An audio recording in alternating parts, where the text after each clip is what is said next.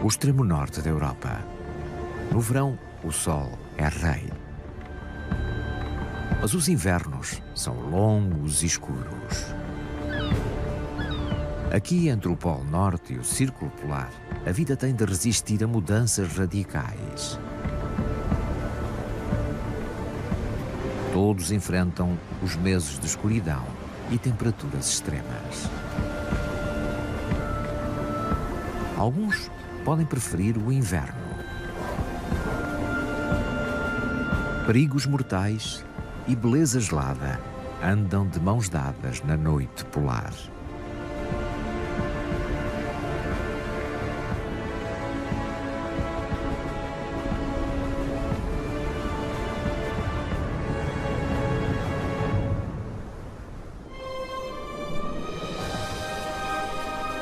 No início do outono, o dia e a noite têm a mesma duração. No extremo norte da Europa, o sol está baixo no céu. As sombras ficam mais longas e, de agora em diante, os dias tornam-se cada vez mais curtos. Mas antes que a escuridão envolva por completo o círculo polar, a natureza apresenta os frutos dos longos dias de verão. Para os animais da floresta, a abundância de alimentos chega no momento certo. Esta fêmea necessita de muitas calorias para conseguir produzir o leite suficiente para a sua prole. E terá de consumir mais ainda para obter as reservas de gordura que necessitará para a hibernação de inverno. Ela come sem parar, ganhando até 3 quilos por dia. As crias imitam a progenitora entusiasticamente e aprendem a procurar o seu próprio alimento.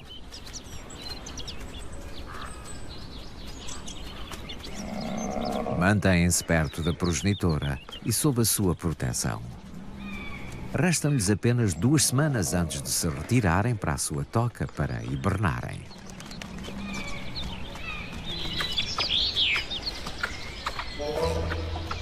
Por outro lado, o esquilo armazena sementes. Permanece acordado durante todo o inverno e precisa de se alimentar com frequência. O gaio siberiano também armazena alimento, sendo das poucas aves que permanece no norte durante o inverno.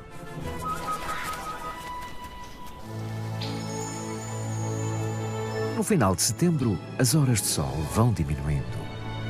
No Ártico, o outono é muito curto.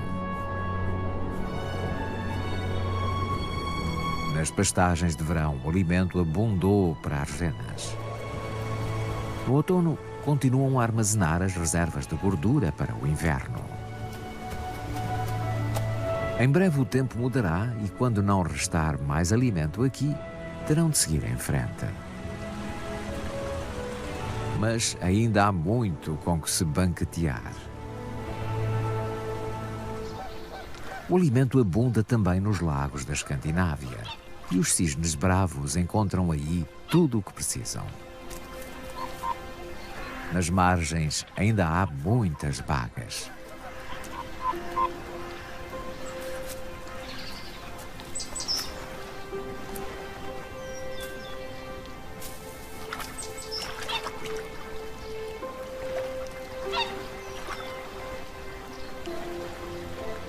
E nos lagos encontram o seu alimento favorito, as plantas aquáticas.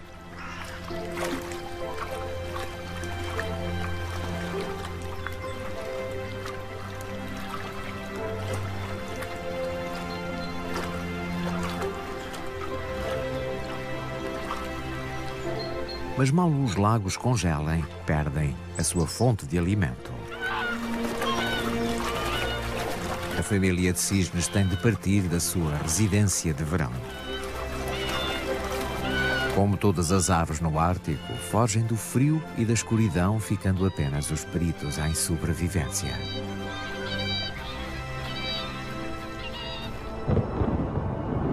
No início de outubro, as temperaturas descem e atingem valores negativos.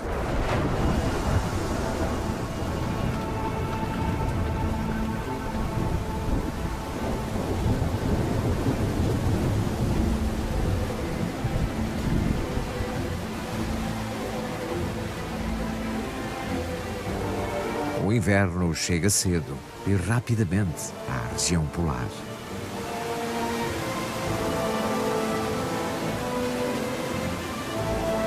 Com as temperaturas a rondar os 0 graus, a chuva transforma-se em granizo, que anuncia o inverno.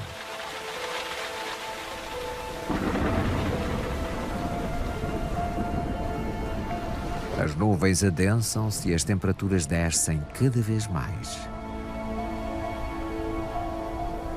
Pouco depois, chega a neve.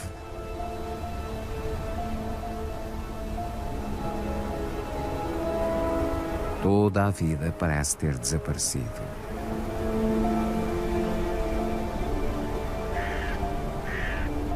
A floresta fica em silêncio. Os ursos pardos estão a hibernar. Permanecerão nas suas tocas durante cerca de 7 meses. Poupam energia, abrandando os batimentos cardíacos e diminuindo a temperatura corporal. Ficam dependentes única e exclusivamente das reservas de gordura. É assim que sobrevivem ao duro inverno.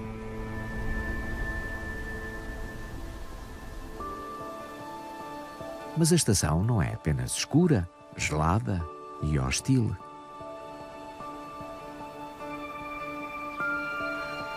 Naqueles dias em que o sol de inverno espreita sobre o horizonte, a paisagem transforma-se numa joia reluzente.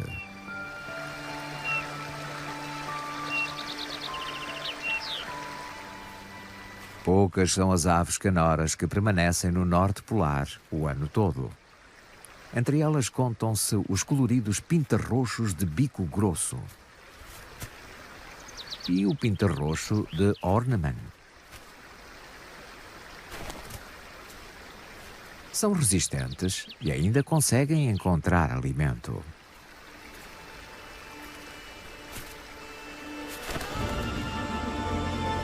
Mais para o norte, no polo propriamente dito, a escuridão reina há 4 semanas, desde meados de outubro.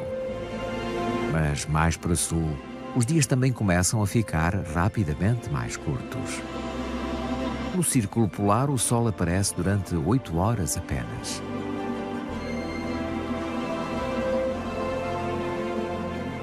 Os dias dourados do outono chegaram ao fim. O tempo das transformações radicais chegou. Para as renas também. Embora pertençam ao povo Sami, vivem sobretudo na natureza.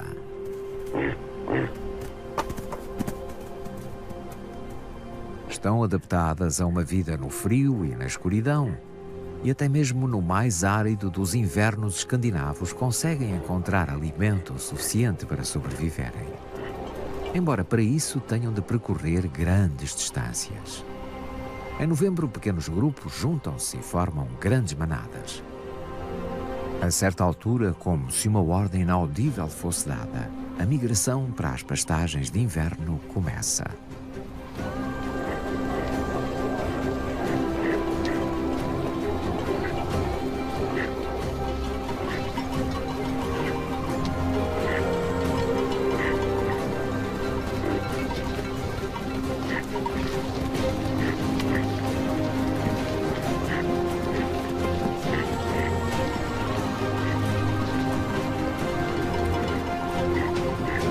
Embora sejam domesticadas há centenas de anos, um instinto antigo leva-as para onde podem encontrar alimento.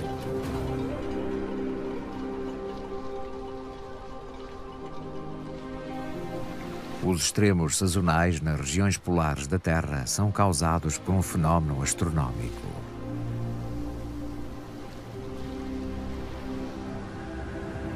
No Polo Norte, a noite dura 6 meses no inverno. O motivo é porque o eixo da Terra está num determinado ângulo em relação ao Sol. À medida que a Terra orbita o Sol, ou o Norte ou o Sul obtêm mais luz. É isto que está na origem das estações. Quando o eixo da Terra fica mais afastado do Sol, é inverno no Norte. Por volta de 21 de dezembro, todo o círculo polar fica na sombra. Mas quando o eixo da Terra se inclina para o Sol, é verão no hemisfério norte. Por volta de 21 de junho, é dia em toda a região polar. Daí em diante, a sombra vai lentamente aproximando-se do Polo Norte. Até que por volta de 21 de dezembro, as sombras voltam a envolver todo o círculo polar. Foi atingido o auge da noite polar.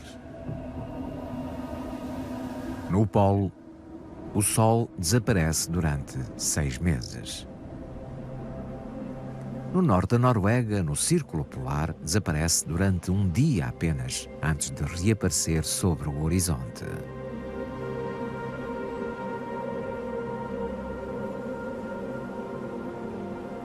Mas até mesmo os seus raios indiretos conseguem iluminar os céus, criando todos os dias um curto crepúsculo. Nas próximas semanas e meses, o extremo norte será dominado pela escuridão. As noites são muito longas, tornando claramente visíveis as auroras boreais.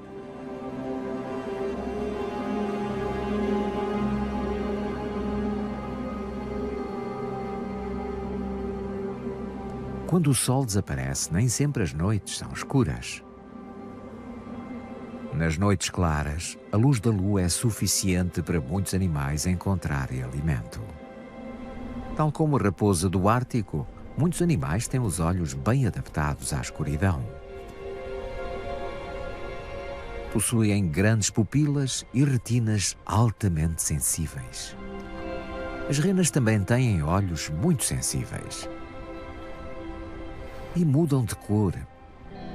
De verão são castanhos claros e no inverno azuis escuros. Esta mudança de cor faz com que a luz incidente seja distribuída por mais fotorreceptores. Uma adaptação única, nunca antes observada noutros mamíferos. Além de escuro está um frio de rachar. Sem o calor do Sol, as temperaturas estão constantemente abaixo dos 20 graus negativos. Juntamente com os ventos gelados, as condições não podiam ser mais hostis. Como é que os animais e as plantas conseguem sobreviver a um ambiente tão inóspito? O mais importante é conservar calor. E os bois almiscarados fazem-no como mais nenhum animal. São grandes, com orelhas pequenas e membros curtos, ou seja, a superfície corporal é relativamente pequena em relação ao volume. Tudo isso evita a perda de calor. Também têm uma pelagem espessa e longa e uma camada basal de lã com cerca de 10 centímetros de espessura. Uma ampla camada subcutânea de gordura também ajuda a manter a temperatura corporal, pelo que as temperaturas de inverno pouco os afetam.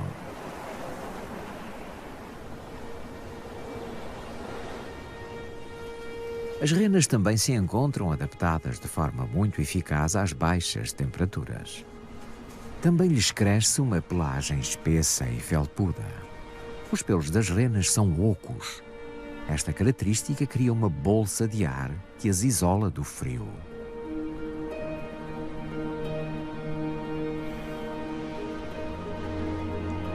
Imagens térmicas mostram que pouco calor escapa através da sua pelagem. O nariz da rena é igualmente invulgar. Graças à sua estrutura interna, o ar inalado é aquecido antes de chegar aos pulmões. E é uma zona muito bem irrigada. Pelas imagens térmicas, parece mesmo Rudolf, a rena do nariz vermelho.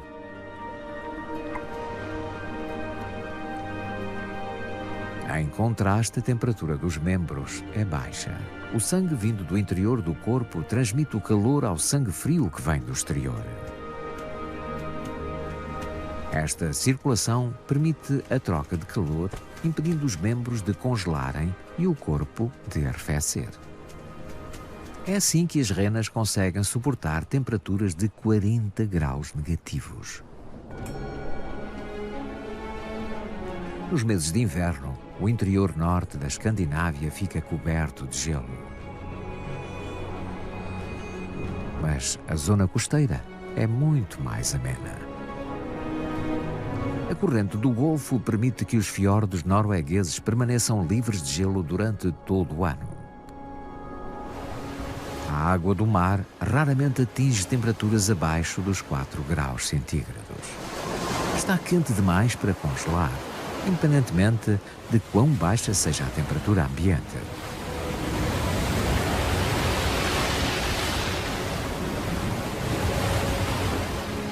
As correntes oceânicas temperadas promovem a existência de uma biodiversidade invulgar, mesmo nestas latitudes. As aves marinhas juntam-se nas baías abrigadas.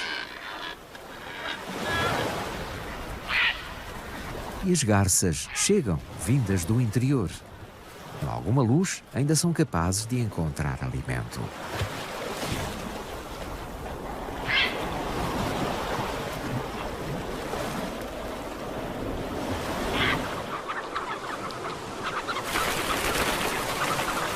Os pilritos escuros deslocam-se em grandes grupos. São as únicas aves limícolas que passam o inverno a norte do Círculo Polar. As poucas horas de crepúsculo são mais que suficientes para se alimentarem. As águas dos fiordes noruegueses mais a norte constituem uma fonte de alimento natural incrivelmente rica. Milhões de arenques passam aqui o inverno.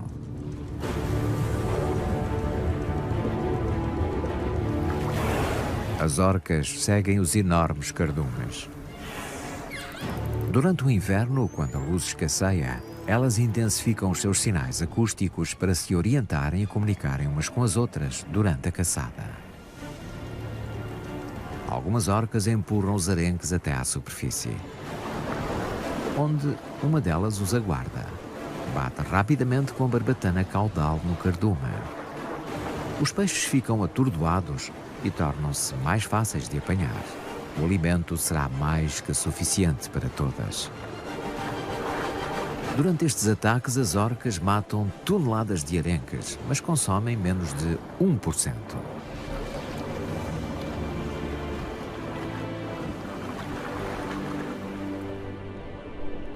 A corrente do Golfo mantém o oceano no norte da Europa livre de gelo, mesmo para lá do Círculo Ártico. Mas não tão longe como o arquipélago Spitsbergen, localizado a mais de 1000 quilómetros a norte da Noruega. Aqui a noite polar dura quase 4 meses. As condições são mais extremas ainda do que no continente.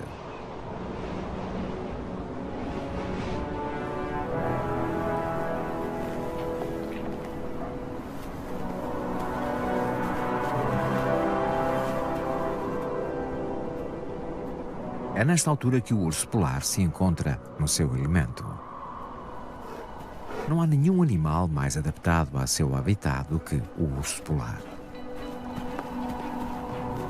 A sua pelagem quente não cobre apenas o corpo, cobre também os membros e as grandes solas das patas que os impedem de se enterrarem na neve. Uma camada espessa de gordura isola-o contra o frio, até mesmo com temperaturas de 40 graus negativos. Este jovem macho anda à caça de focas. O mar gelado à entrada do glaciar Spitsbergen é a sua zona de caça.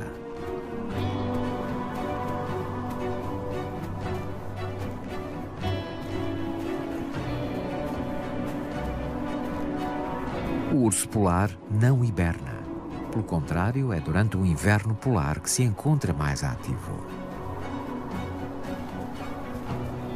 E desde que haja gelo e neve suficientes, o urso polar é o incontestável rei do Ártico.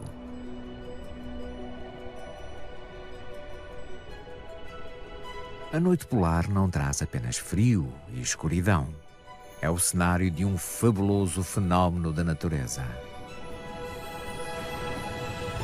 A aurora boreal transforma o céu noturno de forma mágica. Este fascinante espetáculo natural é um fenómeno cósmico e, curiosamente, é causado pelo Sol. Embora não possa ser visto, é um pré-requisito para esta dramática exibição de luzes.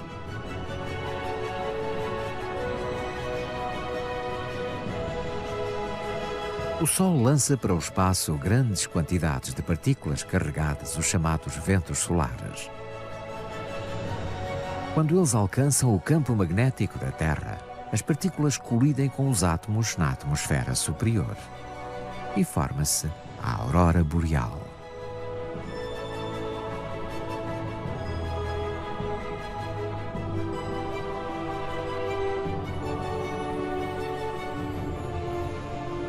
Quando o dia fica mais claro ou quando a lua surge, a aurora boreal desaparece.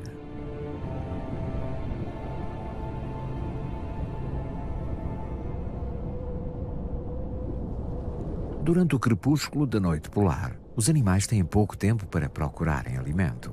E quando o fazem, a camuflagem é um elemento-chave para a sua sobrevivência. No inverno, a raposa do Ártico exibe uma pelagem branca e densa. Na paisagem coberta de neve, torna-a praticamente invisível às suas presas. Para se proteger dos rigores do inverno, enrola-se mantendo o focinho quente na pelagem. Em condições particularmente inóspitas, a raposa retira-se para a sua toca. As lebres árticas também mudam de cor da sua pelagem, de castanho acinzentado a branco, e ficam praticamente imperceptíveis.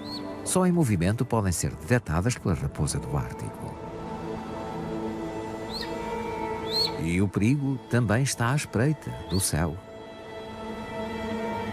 Mas a águia real não tem muito tempo para caçar. Embora tenha uma visão extremamente apurada, durante o crepúsculo ela tem dificuldades em detectar a presa. O lagopo de branco está camuflado quase na perfeição.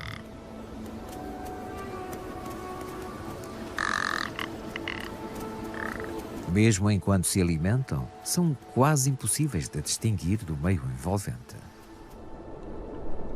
A natureza nem sempre favorece o predador.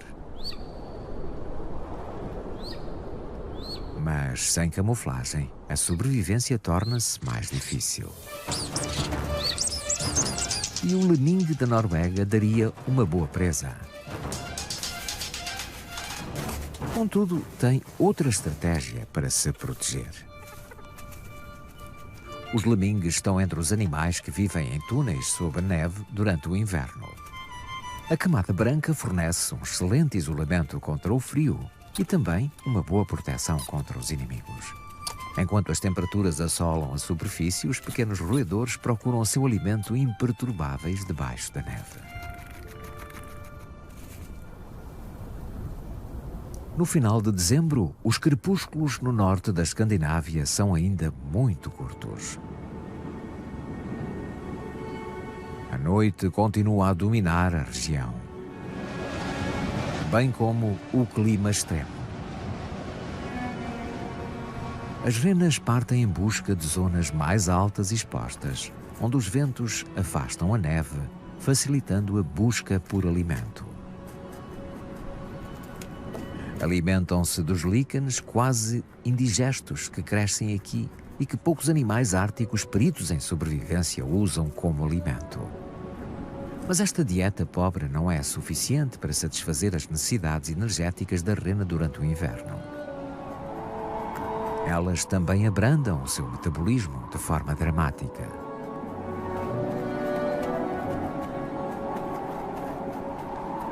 E dependem, sobretudo, das suas reservas de gordura.